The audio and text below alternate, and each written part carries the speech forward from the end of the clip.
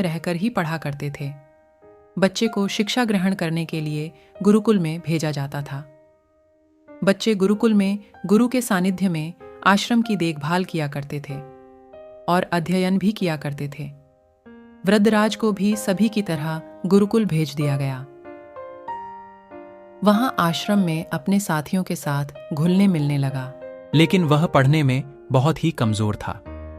गुरुजी की कोई भी बात उसके बहुत कम समझ में आती थी। इस कारण सभी के बीच वह उपहास का कारण बनता है। उसके सारे साथी अगली कक्षा में चले गए, लेकिन वो आगे नहीं बढ़ पाया। गुरुजी ने भी आखिर हार मानकर उसे बोला, बेटा वृद्धराज, मैंने सारे प्रयास करके देख लिए हैं। अब यही उचित होगा कि तुम यहां अपना समय बर्बाद मत करो। अपने घर चले जाओ और घर वालों की काम में मदद करो।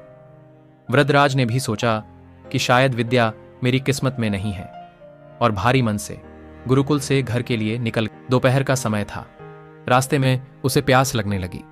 इधर उधर देखने पर उसने पाया कि थोड़ी दूर पर ही कुछ महिलाएं कुएं से पानी भर। वह कुएं के पास गया। वहां पत्थरों पर रस्सी के आने जाने से निशान बने हुए थे। तो उसने महिलाओं से पूछा, यह निशान आपने कैसे बनाए? तो एक महिला ने जवाब दिया, बेटे, यह निशान हमने नहीं बनाए। यह तो पानी खींचते समय इस कोमल रस्सी के बार बार आने जाने से ठोस पत्थर पर भी ऐसे निशान बन गए हैं। वृद्धराज सोच में पड़ गया। उसने विचार किया कि जब एक कोमल से रस्सी के बार बार आने जाने से एक ठोस पत्थर पर गहरे निशान बन सकते हैं, तो निरंतर अभ्यास से मैं विद्या ग्रहण क्यों नहीं कर सकता। वृद्धराज ढेर सारे उत्साह के साथ वापस गुरुकुल आया और अथक कड़ी मेहनत की।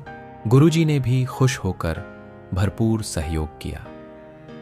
कुछ ही सालों बाद यही मंदबुद्धि बालक वृद्धराज आगे चलकर संस्कृत व्याकरण का महान विद्वान बना, जिसने लघु सिद्धांत कौमुदी, मध्य सिद्धांत कौमुदी, सार सिद्धांत कौमुदी, गीर्वाण पद्मंजरी की रचना की। दोस्तों, अभ्यास की शक्ति का तो कहना ही क्या है।